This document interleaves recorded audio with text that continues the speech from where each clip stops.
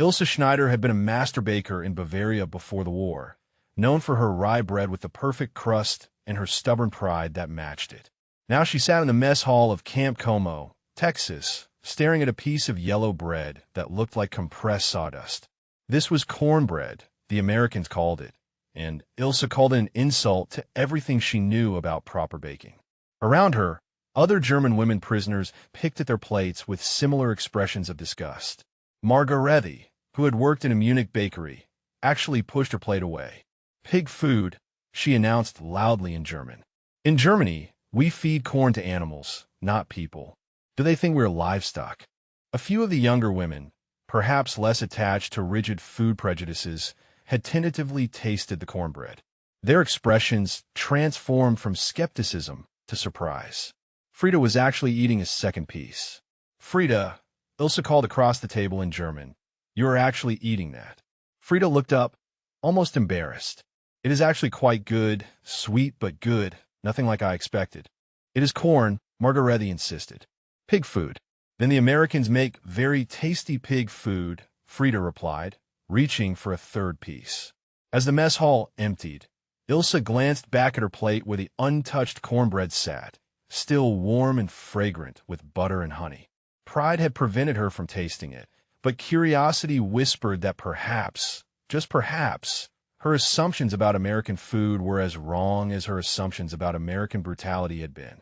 The question was whether she was brave enough to challenge her own prejudices. The following morning brought another confrontation with the offensive yellow bread. This time it appeared at breakfast alongside eggs, bacon, and grits, another American food that looked like wallpaper paste and seemed equally inedible to German palates. "More corn," Margarete announced with dramatic disgust, loud enough for Sergeant Wells to hear. "Do Americans eat nothing but animal feed?" But Ilse noticed something had changed overnight.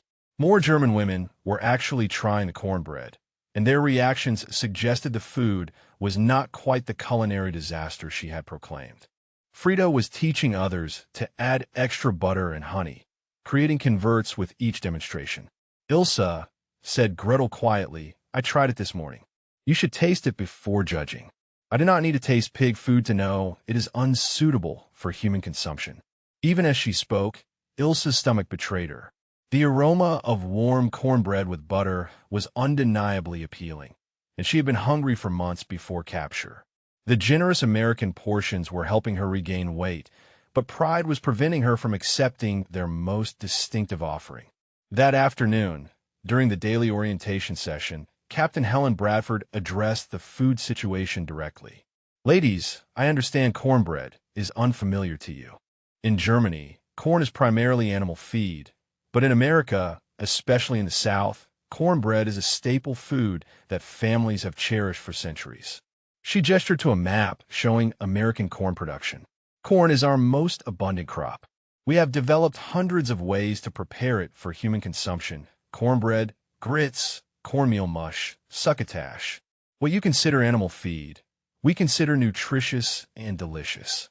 "But why not wheat bread?" asked Ilse, her baker's pride demanding answers. "Surely America has wheat." "We do, and you'll get wheat bread too," Captain Bradford replied patiently. "But cornbread is part of our heritage. It sustained settlers, enslaved people who created their own versions and generations of families. It is as American as anything we have. Dismissing it means dismissing a fundamental part of who we are." The words landed harder than Ilse expected. She had dismissed American culture as inferior, had expected brutality and found kindness, had mocked their food without tasting it. The parallel was uncomfortable. That evening, as the Texas sun painted the camp in orange light, Ilse sat on her bunk watching other women share cornbread they had saved from dinner, laughing together as they added jam and butter. Margarete still refused, sitting rigid with her arms crossed, but her isolation was becoming obvious. Most of the younger women had tried it now. Some even requested extra portions. Frida approached Ilse's bunk, holding out a piece wrapped in a napkin. "Just try it once," she said softly. "What harm can it do?" Ilse stared at the offered cornbread, golden and still slightly warm. Her pride screamed to refuse it, but something deeper whispered that maybe, just maybe, she had been wrong. Not just about cornbread, but about everything. She had been wrong about Americans being brutal. She had been wrong about this camp being a place of suffering. What she was wrong about this too. The next morning brought sweltering heat that made the barracks feel like ovens. The women were assigned to outdoor work detail, tending the camp vegetable gardens under the merciless Texas sun. By midday, Ilsa was dizzy with heat and exhaustion. During the break, American guards distributed water and food. One young guard, barely 20, offered Ilsa a piece of cornbread wrapped in wax paper, along with a small container of honey butter. "Ma'am," he said respectfully, "you should eat something in this heat. This will help." His kindness, so casual and genuine, broke something inside her. Here was an enemy soldier treating her with more respect than her own pride allowed her to treat his country's food. Ilsa took the cornbread with trembling hands. The other women had stopped working, watching this moment. Even Margaretti had paused, her expression unreadable. Ilsa unwrapped the wax paper slowly, revealing the golden bread still warm despite the heat. She spread the honey butter across the top, watching it melt into the porous surface. Then, with everyone watching, she took a bite. The taste exploded across her tongue. Sweet, but not cloying, with a subtle corn flavor that was nothing like animal feed. The texture was dense, yet tender, the honey butter adding richness that made her close her eyes. It was good. Not just edible, but genuinely, undeniably good. She took another bite, then another, unable to stop. When she opened her eyes, tears were streaming down her face. Not from the taste, but from the humility of being so completely, stubbornly wrong. Frida approached quietly. "It is good, yes." Ilsa nodded, unable to speak. She had spent weeks mocking this food, judging an entire culture, and she had been wrong. Completely, embarrassingly wrong. The young guard smiled gently. That evening at dinner, Ilsa stood before the assembled German women and spoke clearly. "I was wrong about the cornbread. I mocked it without tasting it, judged it without understanding it. I let my pride blind me to something good. I am sorry for my stubbornness, and I am grateful to the Americans for their patience with my foolishness." The room fell silent. Even Margaretti looked stunned. For Ilsa, the proud Bavarian baker, to admit such complete error was unprecedented. But Ilsa felt lighter than she had in years. Admitting she was wrong had freed something inside her. Within days, Ilsa asked to work in the camp kitchen. Her baking expertise was recognized immediately, and soon she was experimenting with cornbread recipes, applying German techniques to American ingredients. She created a version with caraway seeds that the American cooks found fascinating. She taught them about proper bread structure while learning their methods for biscuits and cobblers. The kitchen became a place of cultural exchange, where former enemies built bridges through flour and sugar and honest conversation. When the war ended and repatriation was offered, Ilsa faced an impossible choice. Germany was destroyed, her hometown reduced to rubble, her bakery gone. But America, this strange country whose food she had mocked and whose people had shown her mercy, offered something she had not expected. Opportunity. She chose to stay. The decision shocked many of the other women, but Ilsa knew her own heart. She had learned something profound in that Texas camp. Humility opened doors that pride kept locked. If she could be wrong about cornbread, she could be wrong about everything. And if Americans could forgive her prejudice, perhaps she could build something new here. Captain Bradford helped her navigate the immigration process. A local woman named Dorothy Hayes, who had visited the camp as a Red Cross volunteer, offered sponsorship. Dorothy owned a small diner in Meridian, Mississippi, and needed a baker. "We could use someone with your skills," Dorothy said warmly. "And I think you could use a fresh start." Ilsa accepted, her English still broken, but her determination solid. Working at Dorothy's diner taught Ilsa more than recipes. It taught her about American generosity, about second chances, about communities that judge people by their present actions rather than past affiliations. She learned to make proper Southern cornbread, biscuits that melted on the tongue, and pecan pies that made customers close their eyes in satisfaction.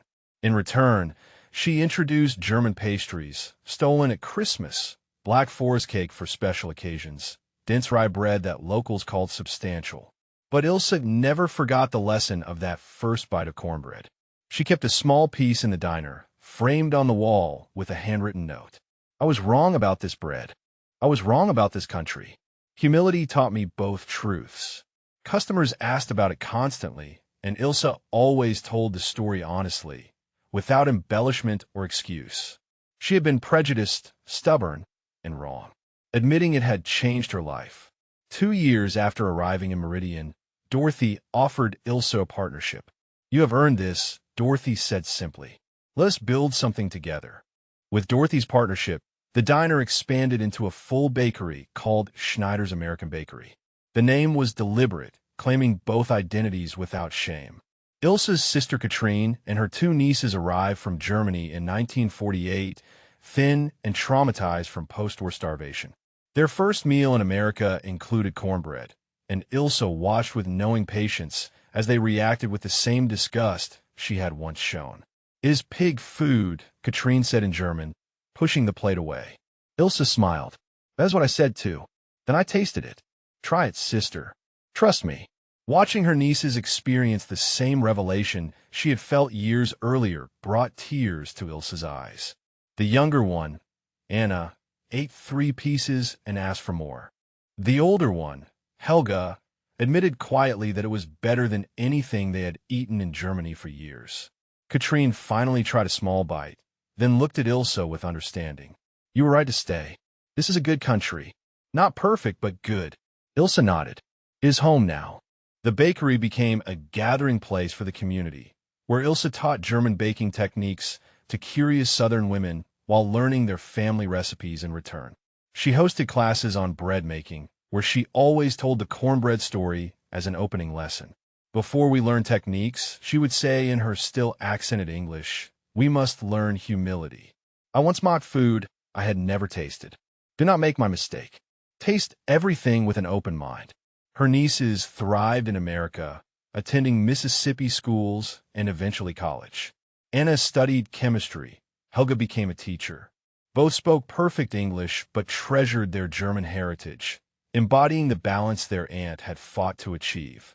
On weekends, they worked at the bakery, serving customers with easy smiles and bilingual charm. Dorothy raised her glass during a small celebration marking 5 years of partnership. To Cornbread, the unlikely ambassador of peace. To Cornbread, everyone echoed, laughing. Later, as Ilse cleaned with Katrine's help, her sister asked a question that still haunted them both. "Do you ever regret staying in America instead of returning to Germany?" Ilse thought about the girl who had arrived, trembling with fear, expecting brutality, and finding kindness. She thought about mocking cornbread until humility taught her better. She thought about building bridges through bread and proving that former enemies could become valued neighbors. "Never," she replied honestly. "Germany was my birthplace, but America became my home the day I admitted I was wrong about cornbread." Everything else followed from that simple act of keeping an open mind and an honest palate. 10 years later, Schneider's American Bakery had expanded to 3 locations across Mississippi. Ilse's nieces had graduated college. Her fusion recipes appeared in Southern Living magazine, and her story was taught in schools as an example of successful post-war integration. But the original Meridian location remained her favorite, and every morning she still baked the same 2 items that symbolized her journey: traditional German rye bread and Southern cornbread sitting side by side in the window, proving that the best way to end hatred was to admit you were wrong, taste what you had been mocking, and build something new from combined traditions. The girl who laughed at cornbread had learned to love it, and in doing so had learned to love the country that made it, one honest bite at a time.